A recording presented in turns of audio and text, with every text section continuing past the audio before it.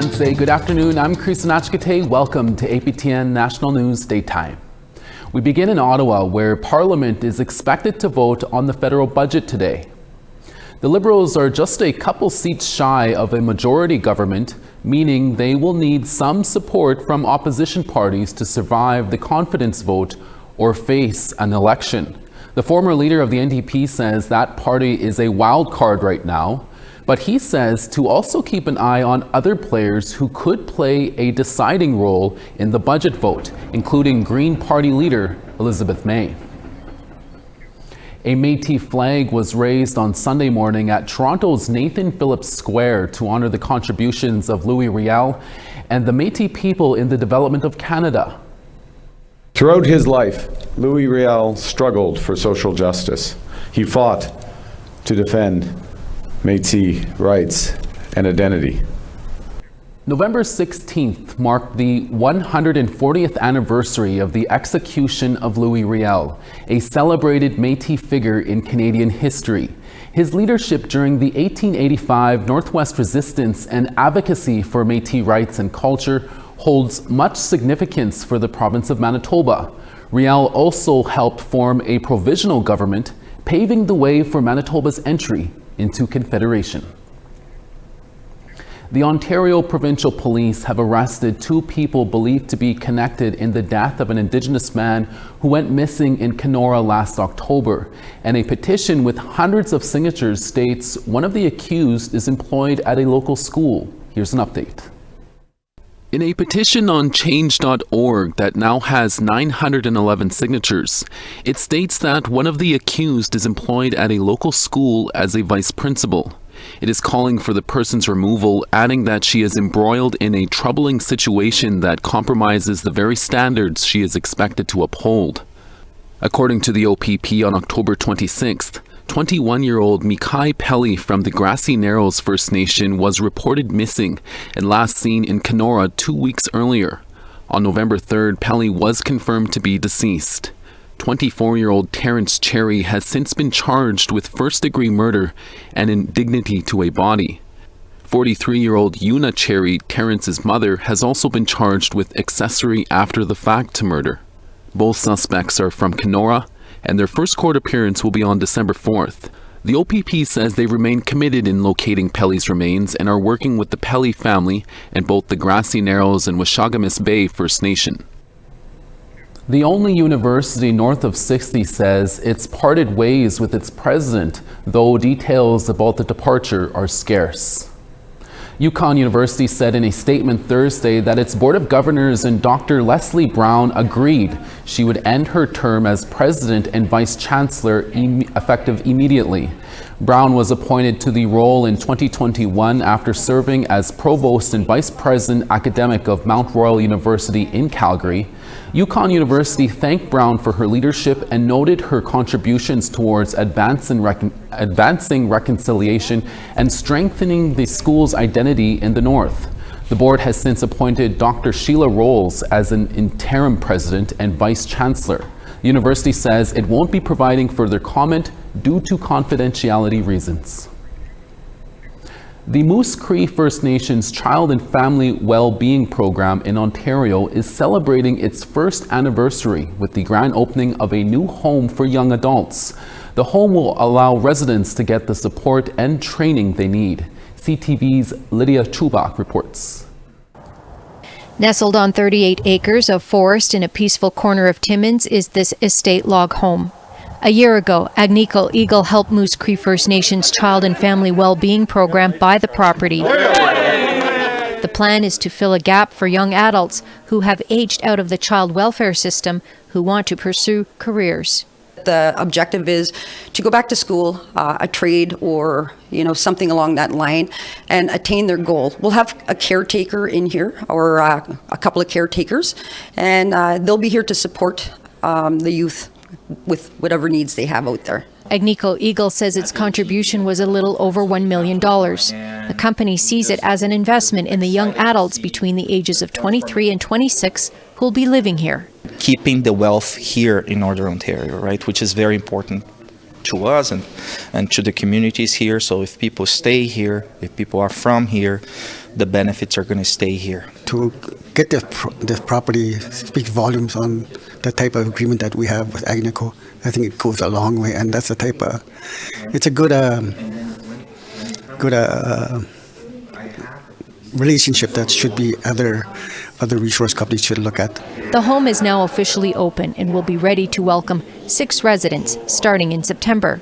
We have a lot of youth that have left our communities for whatever reason, and this will help them as well to reconnect with our First Nation. With the passing of Bill C-92 5 years ago, Moose Cree First Nation has put a model in place to affirm and recognize jurisdiction over its child and family services. We've worked with a system that was under the province, and prior to that, it was residential school. So now, we can assert our jurisdiction with our laws and our model, where we will be doing child welfare reform. You're talking about a long-term plan of really making a difference in the lives of youth that they may not have to receive the support or opportunities that they honestly should have. Based on data, Carrie Cool says there are over 80 Moose Cree First Nation young adults across Canada who could come home to the new program offered here. Lydia Chubak, CTV News, Timmins. That food spread is making me hungry. We're always looking for your feedback or story ideas. Here's how you can continue the conversation with us. If you have a story you want to share, send us an email to news@aptn.ca. And to read and watch our stories, go to aptnnews.ca. You can also find us online on your favorite social media sites, including TikTok, YouTube, LinkedIn, and X. Follow APTN News to join the conversation and see our latest stories. We have more news from Saskatchewan and BC after the break. Stay with us.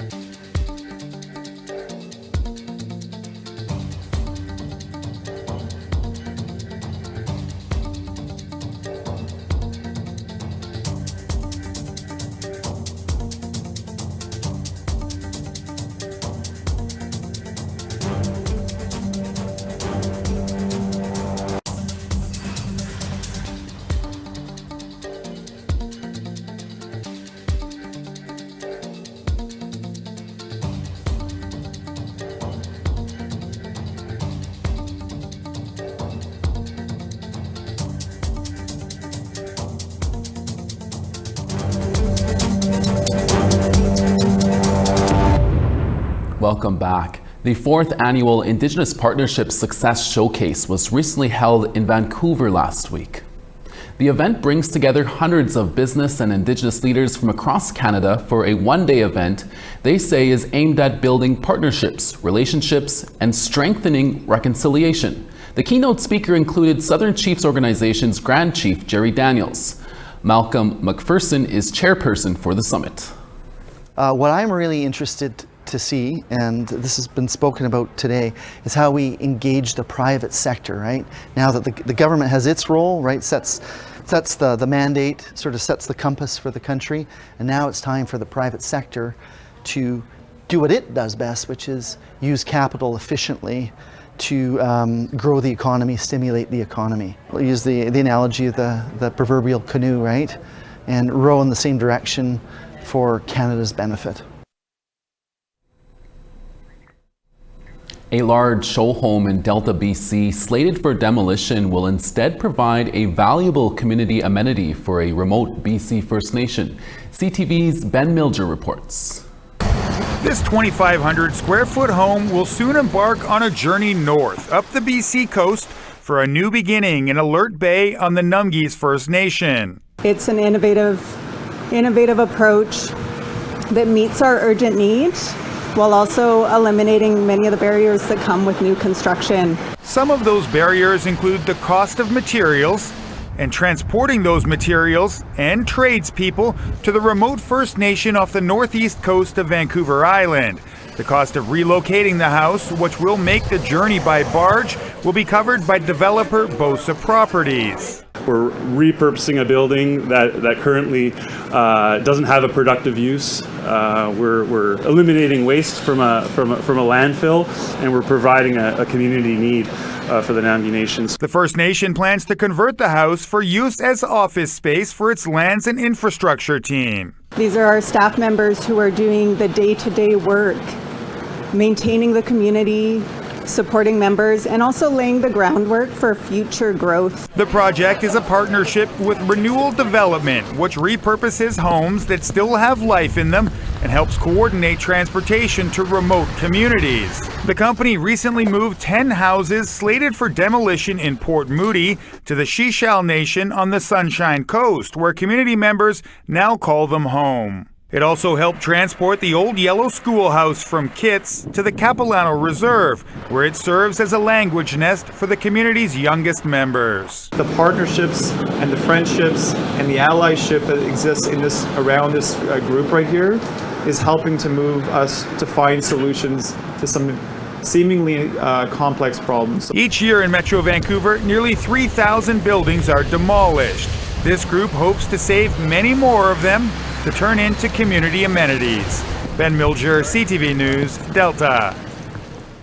A special ceremony was recently held on Vancouver's downtown east side to recognize 9 community leaders on behalf of the British monarchy.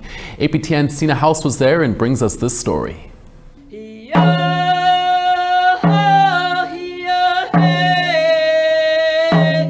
It was a red carpet draped in cedar as 9 community leaders were awarded the King Charles III Coronation Medal in honor of their work helping others.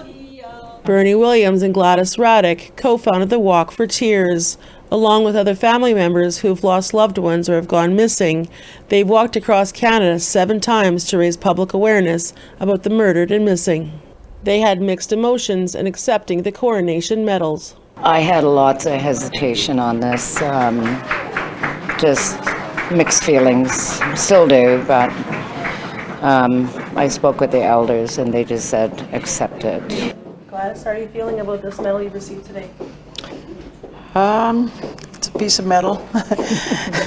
I was very hesitant about it too, again, because of what it represents, King Charles Coronation Medal, and it feels good to be acknowledged for the work that we've been doing, and for him to put some oomph into it and start paying attention to the 231 calls to justice, and the BC Women's Report, and the Highway of Tears Report, and the Truth and Conciliation. Start doing something about those, and then it'll really mean something to me. However, despite Gladys and Bernie's take on the medals, The other recipients, Elder Mary Point, Maureen LeGras Brown, Nicole Bird, Angela McDougall, Ellen Woodsworth, Gary Jobin, and Chris Livingstone, the honor means a lot to them. Senator Michelle Audette traveled here from Quebec to present the medals on behalf of the Crown. To agree from the Governor General office if we want to give medals. My journey started there, and I was thinking, should I? And then I said, why not? So 22 person across Canada, and at the end, how they will receive it, it's a yes or no, but it belongs to them, the decision. And my statement that day when I was praying and wondering, what do I do? It's, the King will know that they exist. The 9 of you, you are change makers for Indigenous people of Canada. To receive this award, you must have made a significant change for Canada, for your province, for your territory, for your region. And I raise my hands to the 9 of you because you are the change makers for the next 7 generations of Indigenous people. Tina House, APTN National News, Vancouver. Congratulations to all the recipients. To celebrate 20 years as an organization, the Indigenous Curatorial Collective recently held a 4-day celebration. Indigenous curators and artists from around the world have come to Saskatoon and Regina to experience and discuss art made in Saskatchewan. APTN video journalist Rachel May was at the Saskatoon event. Similar to Indigenous artists here, back home we have a beautiful relationship to past making practices and connecting them to technology and tools that we have here in the present, and understanding how we can make those connections backwards and forwards simultaneously with the artwork that's being produced. Zoe Black is the Deputy Director of Object Space in Tamaki Makoto, Aotearoa, what the Maori call Auckland, New Zealand. She and a number of Maori curators are in Saskatchewan to see the Sky Watching the Future exhibit, presented by the Indigenous Curatorial Collective. The event brings together Indigenous curators from around the world to Saskatoon and Regina to learn about Indigenous art on the northern plains of Turtle Island. Chloe Cole is a curator at Christchurch Art Gallery in New Zealand. She says there are shared connections between Indigenous artists globally. That relationship with land and the environment is something that endures. It's not sort of the past. And while because of our colonial histories, it might be relationships that need to be re-explored and rediscovered, but they have and always will be true to who Indigenous people are. Joy Arcand is from the Muskeg Lake Cree Nation north of Saskatoon. She has pieces in both the Ramey Modern Art Gallery in Saskatoon and the Mackenzie Art Gallery in Regina. She wouldn't speak on camera, but did take time to explain her piece to APTN off camera. This one was inspired by a conversation between 2 women from the Muskeg Lake Cree Nation speaking about how the ripening of choke cherries marks the beginning of a change of seasons. It will be at the Ramey for the next 5 years. Her piece at the Mackenzie Art Gallery in Regina features a series of family photos. It will be up until March 22nd, 2026. Sky Watching the Future panels, workshops, and artist talks follow the Saskatoon event at the Mackenzie Art Gallery. Rachel May, APTN National News, Saskatoon. We now want to give you the results of last week's web poll questions. Last week, our first question was, do you think a forced 72-hour detox for methamphetamine users will help fight their addiction and the drug crisis? 39% said yes, it will help, 45% said no, it won't help, and 16% were unsure. Our second question was, should members of Parliament be allowed to switch political parties while still holding their seat? 38% said yes, 47% said no, and 15% were unsure. Our last question was, do you take part in any activities to honor Remembrance Day? 48% said yes, 47% said no, and 5% were unsure. Thank you to everyone who voted. We will post the new questions to our website later this week. Stay with us. We'll be right back with more.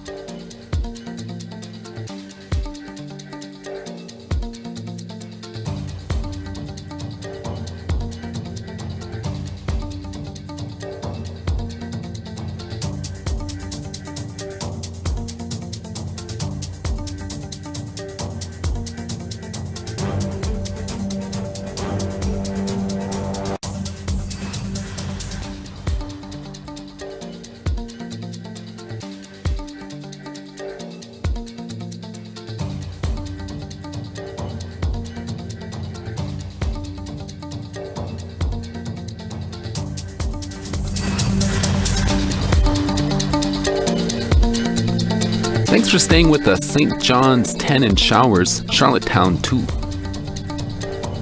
La Grande River partly cloudy and 0, Happy Valley Goose Bay 2. Saguenay -1, Quebec City sunny and +2. Toronto 4, Sault Ste. Marie 0. Sunny and Sioux Lookout at -4, Thunder Bay -2. Puckatawagan -6, Thompson -12. 1 in Winnipeg, Barons River -6. Saskatoon 1, Regina -1. Uranium City -9, Stony Rapids -16. Sun's out in Fort McMurray at -4, high level -6. Lethbridge 2, cloudy in Calgary at 2. Cloudy in Vancouver at 6, Kamloops 6. Bees Lake, sun's out there as well in -6, Prince George 0. Watson Lake -10, Mayo -9. -11 in Norman Wells, Wrigley -11. -13 in Sachs Harbor and sun's out there, Paulatuck -11. Baker Lake -7, Chesterfield -2. And Arctic Bay -14, Aglulik -8. Artist and filmmaker Luke Gleason's latest film is set to have its world premiere at the upcoming Whistler Film Festival. Caribou Country is an intimate journey through one of Canada's most majestic and fragile wildernesses in northern British Columbia. The documentary looks at efforts to protect the dwindling caribou herd and the landscape. For more on this doc, Dennis Ward recently spoke with Luke Gleason earlier. Luke, thanks so much for being with us. Congrats on your latest film. Can you give us a brief overview of the documentary Caribou Country? Yeah, so our new film, Wadzitnane, is Caribou Country. It's an invitation to a discussion. I think people can all relate to the fact that we have issues with caribou decline across Canada. And this is a bit of a snapshot into some of the issues that people are facing in northern British Columbia. Can you tell us a bit about the issues specifically to northern British Columbia? Well, one thing about the north is you have a lot of data gaps, so you don't have baseline in certain areas. So in some of these areas that we're talking about, you have areas of trace occurrence. You don't even have herd designations yet. So it's really hard to get on top of some of these things, especially create things like herd protections if you don't have herd designations. But the herds we do have designations on, sometimes we have statuses listed through the province as unknown, even though locally people have seen the decline, and I think everybody recognizes there are declines. But we have decreasing populations across the board. We do have some stable populations, but if you look at the province of BC and the trend over the last 40 years, it's been on the constant decline across the board. No doubt. Well, why was this a film that you wanted to make? I'd actually wanted to make a 7-minute art film, and they liked an aspect of the pitch that was the caribou. And with the support of Knowledge Network, that developed into a feature film documentary, which became Wadzitnane. And yeah, it's been quite a journey the last 2 years, going from 7-minute idea into a feature length. So yeah, it's been good. Yeah. You mentioned you want to start a conversation here, but what are you hoping that viewers take away from the documentary? Well, I think with any storytelling, and I sometimes I feel like a broken record. I don't want to politicize the caribou.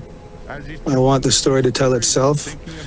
And so the viewer can have their own interpretation and ultimately foster some discussion. I want to move away from these hot topic sort of things that people shine spotlights on and look at the bigger, more holistic picture. It's a very complex issue. And I think that there's some discussion that needs to happen on it so we can actually make some changes in this province. But like I said, it's a non-political approach. It's about allowing people to tell their story and what they're seeing and what their experiences are. As we mentioned, it will have its world premiere at the Whistler Film Festival, but for those of us not lucky enough to be at the festival, how can we watch? Yeah, so we are going to be at the Whistler Film Festival here in December 4th. We'll be screening. And we will be streaming online and on network with Knowledge Network at the end of February. So we're excited about that, and it's just been an awesome collaboration with them. Great team there in-house, really supportive, and allowed us to get to this point here. Well, good stuff, Luke. We appreciate you taking some time for us, and congrats again on the doc, and all the best at the film festival. Thank you. Appreciate the time. And that's your daytime newscast. We're back again with your evening newscast in a few hours. Please join us then. From all of us at APTN National News, thank you for watching, and we'll see you again. Go Riders Go. Excellent.